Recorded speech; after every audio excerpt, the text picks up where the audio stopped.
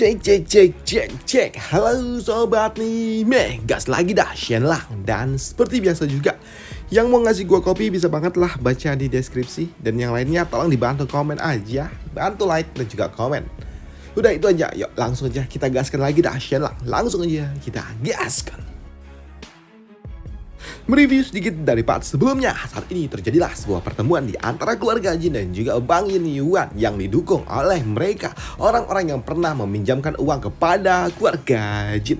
Dan di sini karena kesehatan yang dimiliki oleh patria keluarga Jin yang tidak baik-baik saja membuat keluarga Jin mereka memutuskan untuk dapat menyerahkan negosiasi ini kepada Shenlang. Mereka menyerahkan token dan juga stempel yang dimiliki oleh keluarga Jin kepada Shenlang. Dan untuk Shenlang dia pun kini melanjutkan negosiasi dengan Bang Yin Yuan. Tapi ketika Shenlang dia akan melakukan sebuah negosiasi di sini, si gendut ini dia pun enggan untuk dapat melakukan sebuah negosiasi di mana dia meminta kepada Shenlang untuk segera mentandatangani dokumen ini. Dengan begini maka Pulau Wakian akan menjadi milik mereka dan tidak perlu lagi berbasa-basi dan juga apapun itu nggak perlu, cukup untuk tanda tangan aja maka semua akan selesai. Dan jika keluarga Jin tidak mau tanda tangan maka mereka akan meminta bantuan dari Gubernur Zurong untuk dapat mengusir seluruh orang-orang yang dimiliki oleh keluarga Jin dari Pulau Wangyan. Ucap dari si tengil itu yang membuat Shenlang dia gak punya pilihan lain selain harus mentandatangani ini semua. Dan ketika Shenlang dia akan melakukannya, mentandatanganinya di sini, Shenlang dia sempat berhenti sejenak hingga membuat orang-orang yang ada di tempat ini mereka semua langsung gerah dengan apa yang dilakukan oleh Shenlang. Tapi di sini Shenlang tiba-tiba aja dia pun menghentikan langkahnya dan dia juga berujar, ngomong-ngomong, selain Bang Yin Yuan siapa lagi yang ingin menagih hutang? Ucap dari Shenlang, aku tahu kalau kalian semua datang ke tempat ini untuk bukan sekedar ingin mengambil Pulau Wakian milik kami, tapi yang lainnya juga. Dan sekarang katakan siapa yang pernah meminjamkan kami uang? Ucap dari Shenlang. Dan hal itu tentunya membuat Bang Yin Yuan dia pun kesal dengan apa yang diucapkan oleh Shenlang yang tengil. Tapi di sini memang ternyata satu persatu dari mereka mulai menunjukkan diri di mana mereka juga membawa surat hutang di mana mereka kini meminta hutang kepada keluarga Jin. Dan itu membuat Shenlang dia berujar, 3.500, oke. Next, yang lainnya mana lagi? Ucap dari Shenlang yang membuat kini di tengil bajak laut dia juga menagih hutang yang dimiliki oleh keluarga Jin sebanyak 9.000 koin emas. Memang masih ada waktu setengah bulan lagi sebelum jatuh tempo, tapi dia ingin memintanya sekarang karena nggak ada sebuah kepastian kalau keluarga Jin dapat membayarnya nanti. Ucap dari si tengil. Namun di sini si tengil ini sebenarnya dia ingin mengincar Mulan, tapi dia juga tahu kalau putra mahkota mengincar Mulan pula. Jadi dia nggak bisa mengincar Mulan, jadi dia akan menurunkan standarnya mengincar adik dari Jin Hui. Ucap dari si tengil itu. Sedangkan lu Shenlang, 9.000, oke, 9.000. Next, yang lain deh, mana yang lain? Ucap dari Shenlang yang membuat kini keluarga Shui mereka juga sama. Mereka mengatakan kalau 20 tahun lalu mereka secara sukarela meminjamkan keluarga Jin 3.000 koin emas. Dan jika dihitung dari akumulasi dan juga bunga serta inflasi yang ada maka total nilai yang harus dibalikan oleh keluarga Jin sebanyak 51.000 koin emas. Ucap dari si tengil ini yang membuat Shenlang tentunya dia pun kesal dengan keluarga Shui. Padahal keluarga Shui dulu leluhur kalian diselamatkan oleh keluarga Jin, dan di 20 tahun lalu kalian secara sukarela memberikan kami uang dan ternyata malah kalian hitung sebagai hutang. Memang menyebalkan keluarga Shui ini, pikir dari Shenlang. Lihat aja, akan aku berikan pelajaran. Namun mendengar hutang yang diberikan oleh mereka semua yang ternyata banyak lebih dari 63.000 koin emas tentunya membuat si tengil ini dia pun sungguh sangat senang karena keluarga Jin tidak akan mungkin dapat membayar itu semua. Apalagi saat ini bagian pemerintahan kekaisaran juga meminta hutang yang dimiliki oleh keluarga Jin sebanyak 27.000 koin emas. Dan itu adalah sebuah pajak yang harus dibayarkan oleh keluarga Jin selama beberapa dekade yang udah mandek. Padahal sebenarnya sejatinya patria keluarga Jin selalu aja taat bayar pajak, tapi karena memang ada beberapa bangsawan yang nggak bayar pajak, justru malah keluarga Jin lah yang ditagih. Padahal mereka juga udah rajin bayar pajak. Dan itu tentunya membuat Shenlang dia pun tahu kalau mereka semua ini mencoba untuk mencari keuntungan. Baiklah, sekarang udah ada 5. Apakah ada lagi? Ucap dari Shenlang. Hoi, ayo, ada lagi nggak? Namun di sini karena memang semuanya udah diam membuat Shilang dia pun berpikir kalau sepertinya nggak ada lagi dong yang ingin menagih hutang. Tapi mendengar Shilang yang dari tadi aja banyak bicara sepertinya mengulur waktu membuat si Tengil ini dia pun meminta kepada Shilang untuk menghentikan omong kosongnya dan segera tanda tangani penyerahan Pulau Wangian kepada kami. Ucap dari si Tengil itu dan hal itu pun juga dibenarkan oleh yang lainnya. Mereka juga tahu kalau keluarga Jin nggak mungkin bisa bayar. Kalau ditolak total maka keluarga Jin telah berhutang lebih dari 700.000 koin emas. Dan jika ditambah dengan hutang mereka yang sebanyak 100.000 maka keluarga Jin total berhutang 800.000 koin emas. Ucap dari orang-orang ini dan sekarang serahkan tanda tangani ini semua. Ucap dari si Tengil itu yang membuat Shilang dia pun tertawa mendengar apa yang diucapkan oleh orang-orang itu. Dan justru di sini Shilang dia juga mengambil surat perjanjian dan dia juga merobeknya tepat di hadapan dari mereka semua. Melihat apa yang dilakukan oleh Shilang tentunya membuat mereka semua pun marah dengan apa yang dilakukan oleh Shilang, karena mau merobek itu sekalipun itu nggak akan ada gunanya, maka Shilang tetap harus membayar hutangnya. Ujar dari orang-orang itu. Tapi untuk Shilang, tanda tangan apaan? Sini pantat lu gua tanda tanganin. Ujar dari Shilang yang membuat si Tengil tentunya dia kesal. Apalagi saat Shilang dia juga sembari membuka jas yang ada bersama dengan dirinya, dimana Shilang dia juga mengatakan kalau 800.000 koin emas adalah uang yang kecil untuk keluarga Jin. Dan kau pikir apakah hanya dengan 800.000 itu kau bisa menekan kami? Tidak. Ucap dari Shilang, dimana Shilang dia juga mengatakan, apakah kau pikir kami akan menjual tanah dan juga mansion yang ditinggali oleh leluhur kami? Enggak mungkin. Ucap dari Shilang. Dan si Shilang dia juga mengejek mereka semua yang ada di tempat ini. Shilang menunjuk-nunjuk mereka dengan tatapan yang sangat merendahkan, bahkan dengan tangan kiri. Dan itu tentunya membuat mereka semua pun bingung dengan apa yang dilakukan oleh Shilang. Apalagi saat ini Shilang dia juga mengatakan, aku akan membayar semua uang-uang kalian. Ucap dari Shilang yang kini dia pun membuka peti yang ada di atas sana hingga membuat kini ribuan, tidak, tapi ratusan ribu koin emas menghujani ruangan ini. Dan ini adalah sesuatu yang sangat mengejutkan bagi mereka semua. Apalagi saat ini Shilang dan juga Mulan mereka juga udah tahu apa yang harus mereka lakukan. Di sini Mulan dia mengeluarkan sebuah payung untuk dapat melindungi Shilang dari hujan emas ini. Dan tentunya apa yang dilakukan oleh Shilang mengejutkan bagi mereka semua. Bagaimana bisa Shilang memiliki ribuan ratusan ribu koin emas seperti ini, menghujani tempat ini dengan koin-koin emas. Dan ini adalah sebuah hal yang sangat amat spektakuler, mengejutkan bagi mereka semua. Bahkan bukan cuma koin emas aja, tapi ada emas mentah yang belum diolah, masih dalam bentuk bundaran ataupun bongkahan emas utuh di tempat ini. Dan tentunya itu adalah sesuatu yang sangat mengejutkan. Dan untuk Shilang, dia benar-benar puas mempermainkan mereka semua yang ada di tempat ini. Melihat ekspresi yang ditunjukkan oleh orang-orang ini membuat Shilang dia benar-benar menikmati ini semua dan dia merasa kalau dia sudah menang. Namun untuk mereka, orang-orang ini melihat apa yang dilakukan oleh Shilang yang memiliki 800.000 koin emas tentunya mengejutkan bagi mereka semua. Bagaimana mungkin ini apakah ini benar 800.000? Ucap dari mereka semua. Dan untuk Shilang dia pun mengatakan, hey kalian semua lihat, uang-uang ini ada lebih dari 800.000 dan harusnya ini semua sudah cukup untuk dapat melunasi semua hutang-hutangku. Dan jika kalian tidak percaya, hitung sendiri dah tuh. Ucap dari Shilang yang membuat mereka juga mulai mengambil emas-emas itu dan melihat kalau ternyata ini semua benar. Dan itu tentunya membuat mereka pun bingung bagaimana bisa uang sebanyak ini ada di tempat ini. Ucap dari mereka semua. Dan untuk Shilang, kalian ini semua sungguh sangat menyedihkan. Kalian semua mengatakan ya enggak tentang diriku. Kalian menuduhku kalau aku berhidup boros. Aku melakukan hidup yang sangat boros. Aku menghabiskan 300 koin emas hanya untuk baju. Oh tidak, salah. Itu konyol sekali.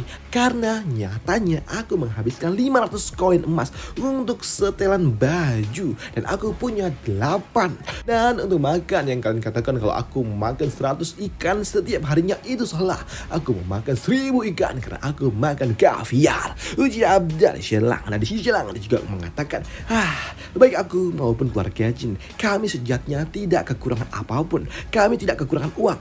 Kami bisa membayar berapapun jumlah yang kau tawarkan. Dan sekarang keluar dari sini dengan semua uang-uangmu, ujar dari Shenlang. Dan di sini Shenlang dan juga berjalan kepada perwakilan dari kekaisaran, di mana Shenlang dia pun mengatakan, Tuan Sekretaris, Gubernur dan juga Grand, ya Pak Tuan Ning, kalian menyaksikan semua ini. Keluarga Jin telah melunasi 700.000 koin emas yang terhutang itu kepada Bang Yin Yuan, benar kan?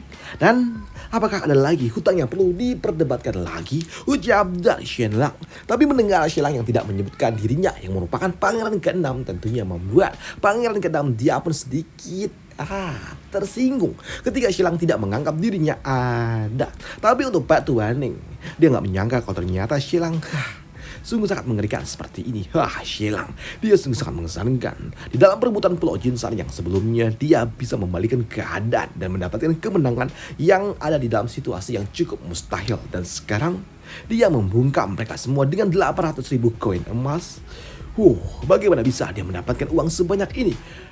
Gila, ucap dari orang tua ini tidak hati. Tapi yang dia ucapkan, ya, dia pun membenarkan juga apa yang diucapkan oleh Shenlang kalau saat ini keluarga Jin telah melunasi semua hutang mereka. Ucap dari orang tua ini, dan untuk Shenlang dia juga berujar, jadi apakah Bang Yin Yuan tidak lagi memiliki kewenangan untuk mengambil pulang uangnya milik kami? Tidak ada lagi yang bisa memaksa keluarga Jin untuk menyerahkan pulang uangnya, ya kan? Ucap dari Shenlang, dan hal itu pun dibenarkan oleh orang tua itu. Kalau pulang uangnya adalah milik keluarga Jin, baiklah. Semuanya kalian telah mendengar itu semua, dan harusnya kalian tahu, bermimpilah jika kalian ingin mendapatkan peluangnya. Dan sekarang karena aku sedang sibuk, aku harus pergi. Ucap dari Shenlang yang kini mempermalukan mereka semua dan meninggalkan ruangan ini dengan ratusan ribu koin emas yang membanjiri ruangan itu. Namun melihat Shenlang yang memiliki hal gila seperti ini tentunya membuat pangeran dia pun berpikir kalau Shenlang sungguh sangat berani, amat sangat berani menunjukkan semua uang yang dia miliki. Dan itu membuatnya berpikir, apakah Shenlang dia tidak takut jika ada orang yang berniat buruk kepada dirinya? Ujian dari pangeran ini pun untuk mereka semua, mereka juga tahu kalau 800.000 koin ini banyak banget di hadapan mereka, hingga membuat mereka juga mulai mengumpulkan uang-uang itu untuk segera dibawa pulang, karena mau bagaimanapun ya uang juga. Dan di sini Bang Yin Yuan meminta kepada orang-orang untuk segera mengambil jatah mereka masing-masing karena sisanya adalah milik mereka. Di sini untuk bajak laut ini, dia pun melihat koin emas yang telah diberikan oleh Shenlang, membuatnya pun tahu kalau koin emas ini terlihat cukup baru saja dicetak dengan kemurnian yang sangat tinggi, namun dibuat dengan cara yang kasar tanpa ada sebuah pola ataupun tulisan. Apakah, tunggu dulu, lihat, bukankah ini adalah koin yang baru saja dicetak? Dan bongkahan emas ini juga terlihat baru saja dilebur dengan kemurnian yang sangat tinggi, tapi belum dimurnikan sepenuhnya, yang artinya Shenlang, apa kau tidak takut kalau ada seseorang yang mengincar harta karun yang kau miliki? Keluarga Jin, kalian hanya memiliki 3.000 pasukan saja, tapi kalian sungguh sangat berani. Apakah kalian tidak takut kalau keluarga kalian akan dimusnahkan? Ujar dari si bandit ini yang berpikir kalau sepertinya keluarga Jin memiliki tambang emas pribadi, yang membuatnya pun sungguh sangat senang karena ini semua sungguh sangat menarik. Ujar dari bajak laut itu. Namun di sini untuk si Bang Yin Yuan, dia juga tahu kalau hal yang besar akan segera terjadi, dan dia meminta kepada mereka untuk segera mengumpulkan uang itu.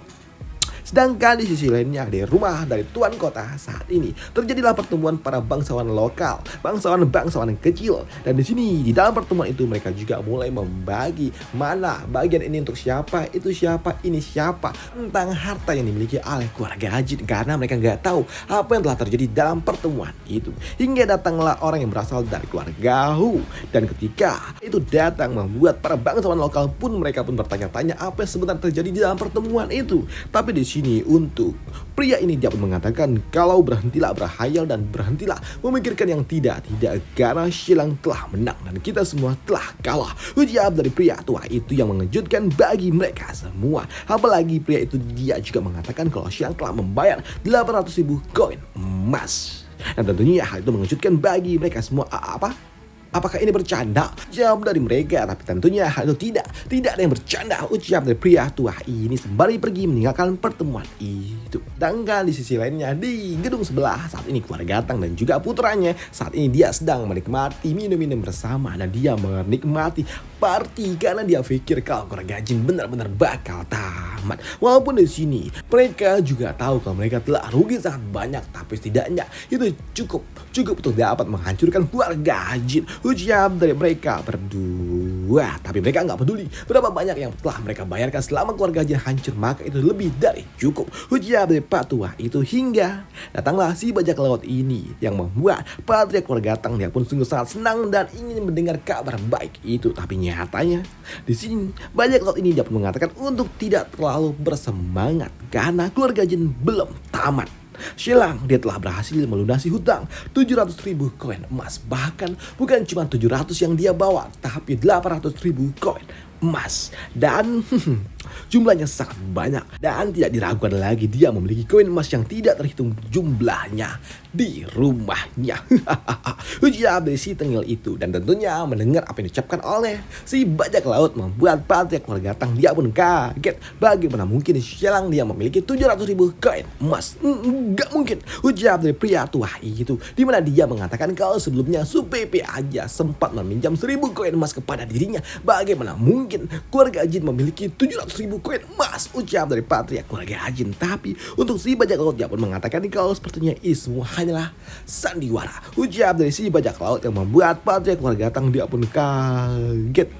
Dan dia tidak menyangka kalau ternyata keluarga Jin memiliki uang sebanyak itu. Dan dia juga berpikir jika itu benar, maka perebutan Pulau Jinsan yang sebelumnya kita telah dipermainkan, ujar pria tua ini. Sedangkan di sisi lainnya, untuk berita yang telah terjadi di dalam pertemuan itu juga telah sampai kepada si gadis keluarga Ci yang saat ini ada di kediaman dari keluarga Zhang. Dan di dalam pertemuan itu, di sini gadis ini dia pun datang pergi menemui si Zhang Choi. Dan di sini Zhang Choi dia juga masih berbaring. Dan di sini Nona Ci dia pun mengatakan kalau Silang telah berhasil melunasi 800.000 koin emas. Ujar dari gadis itu yang membuat Zhang Choi dia pun kaget dong ketika dia mendengar kalau ternyata Silang telah membayar 800.000 koin emas. Gila, mustahil, ucap dari Zhang Choi. Dan di sini Zhang Choi dia nggak menyangka kalau ternyata Silang sungguh sangat tangguh seperti ini. Tapi di sini Zhang Choi dia juga tahu kalau ini akan membuat keluarga Ci gagal mendapatkan tanah yang dimiliki oleh keluarga Jin. Dan itu membuat orang tua ini dia pun sempat meminta maaf kepada calon menantunya. Tapi untuk gadis ini dia pun mengatakan kalau ini semua bukanlah salah dari Zhang Choi. Dan dia juga meminta izin untuk segera pulang dulu ke kediamannya untuk melaporkan ini semua kepada Patria keluarga Ci. Baiklah, ucap dari Zhang Choi. Dan di sini Zhang Choi dia juga meminta kepada Zhang Jin untuk mengantar gadis ini pulang. Dan setelahnya kini beberapa saat kemudian Zhang Jin dia pun kembali. Dan di sini Zhang Jin dia juga bingung bagaimana bisa Silang dia membayar 700.000 koin emas. Dan jika itu benar, maka permainan yang ada di Pulau Jinsa itu hanyalah sebuah permainan kecil yang dimainkan oleh Silang, pikir dari Zhang Jin. Tapi untuk Zhang Choi dia juga tahu kalau apa yang dilakukan oleh Silang sungguh sangat luar biasa. Dan dia berpikir kalau Silang sepertinya adalah orang yang memiliki pikiran yang sangat jauh alias visioner. Dia pasti adalah orang yang telah berpikir 3 langkah sebelum melangkah, ucap dari pria tua itu. Hingga membuat orang tua ini dapat mengatakan jika saja perhitunganku benar, maka Qiu Xiao si bajak laut itu dia akan segera berakhir. Dan itu akan menjadi akhir yang sangat amat mengerikan untuk dirinya. Meskipun si bajak laut kecil itu dia berulang kali berkomplot mengganggu keluarga Jin, tapi Silang dia belum pernah membalas. Dia tidak memberikan sebuah perlawanan apapun, yang artinya ini adalah sesuatu yang tidak normal. Dia masih memiliki sebuah rencana besar lainnya, menunggu lebih banyak orang yang jatuh ke dalam jaring yang telah dia sebar. Dan tidak tahu berapa banyak yang akan binasa dalam rencana Silang yang selanjutnya. Aku telah mendengar sebuah genderang perang yang diberikan oleh Silang. Dan sepertinya sungai akan menjadi merah. Aku telah melihat kalau kehancuran bajak laut akan segera datang. Dan aku juga melihat kalau keluarga Gatang juga akan hancur. Tapi ini juga adalah sebuah kesempatan bagi kita. Zhang Jin, bersiaplah untuk sesuatu yang sangat besar. Karena akan banyak sekali orang-orang yang tumbang, akan menjadikan danau ataupun sungai merah berwarna merah. Ya, dari Zhang Choi yang membuat putranya pun bingung dengan apa maksud dari bapaknya ini. Namun di sini bapaknya mengatakan kalau sejatinya Xilang pasti akan menghancurkan keluarga-keluarga besar itu. Xilang pasti akan menghancurkan mereka semua, dan dia pasti akan mengorbankan lebih banyak orang lagi untuk membuat mereka semua hancur dalam satu gerakan. Dan tentunya ini adalah hal yang sangat amat mengerikan. Rencana Xilang yang selanjutnya sungguh mengerikan. Dia ingin memusnahkan kelompok bajak laut dan juga seluruh anggota keluarga Tang. Iya kan? Aku tahu mereka akan hancur di tangan Xilang. Dan bagaimana jika kita bekerja sama dengan Xilang menghancurkan mereka semua? Ucap dari Zhang Choi. Dan si Zhang Choi dia juga tahu kalau Xiang dia memiliki sebuah rencana untuk menghancurkan mereka semua dan mengubur mereka semua dalam satu tempat yang sama. Oleh sebab itulah di sini Zhang Choi dia pun memiliki sebuah pikiran untuk bekerja sama dengan Xilang menghancurkan bajak laut dan juga keluarga Tang. Karena itu juga akan menguntungkan Kaisar. Ujar dari orang tua ini yang memiliki sebuah rencana untuk bekerja sama dengan Xilang menghancurkan bajak laut dan juga keluarga Tang. Dan apa yang akan dilakukan oleh Xilang dan juga Zhang Choi yang akan bekerja sama? Wah, dua ahli strategi akan bekerja sama untuk menghancurkan bajak laut dan juga keluarga Tang. Akan kita bahas di part selanjutnya aja ya coy ya. Udah 20 menit kan nih. Tapi bagaimana sih Xilang akan bekerja sama dengan Zhang Choi? Akan kita bahas di part lanjutannya. Mereka nggak kerjasama secara langsung cuy di awal-awal, tapi saling melengkapi. Pokoknya keren lah. Yuk sampai jumpa. Dah sampai jumpa di part lanjutannya. Bye, thank you.